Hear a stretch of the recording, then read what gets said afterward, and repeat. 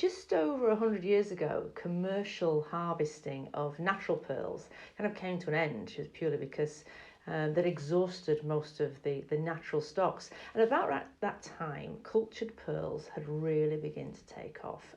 The science behind them had begun to work. But when we talk about cultured pearls, they're still natural. They're still produced by a mollusk. So what is the difference? You've got freshwater and Akoya and South Sea, and obviously various grading systems and various colours. Hopefully, I'll cover a little bit of that for you now. Cultured pearl is basically a pearl that started out with a little bit of human intervention. It's quite a delicate process, it's more delicate than it sounds.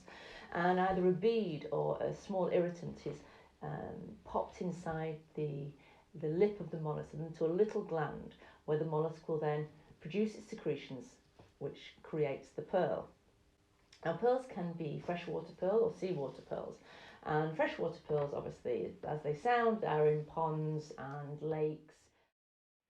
So the first saltwater pearl we're going to have a look at is the Akoya. And when you think of a wedding necklace or a twin set of pearls, it's generally an Akoya that springs to mind. And these are farmed predominantly in Japan. And they take around 2 years from impregnation through to harvest. You then have Tahitian pearls, so French Polynesia and around that area, particularly Tahiti, well known for what is commonly known as the black pearl.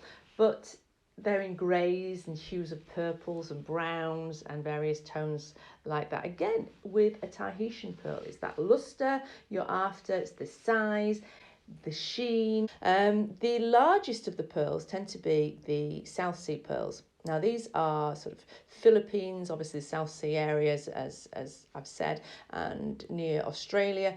And these pearls grow in mollusks that can grow the size of dinner plates. These are huge.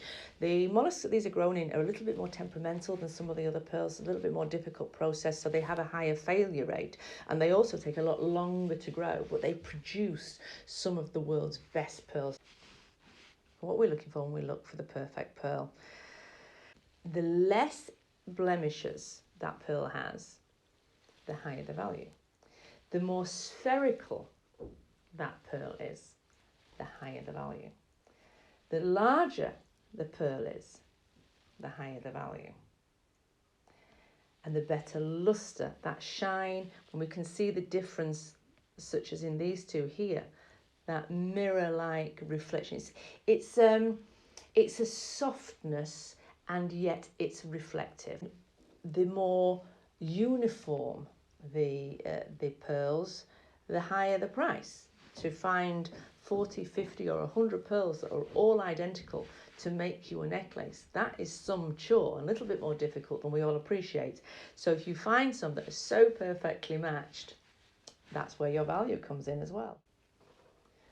They have over the years gone in and out of popular fashion, but they have never gone out of style, and they have never not been a classic. You will never regret buying a good pair of pearls, and you will wear them for the rest of your life.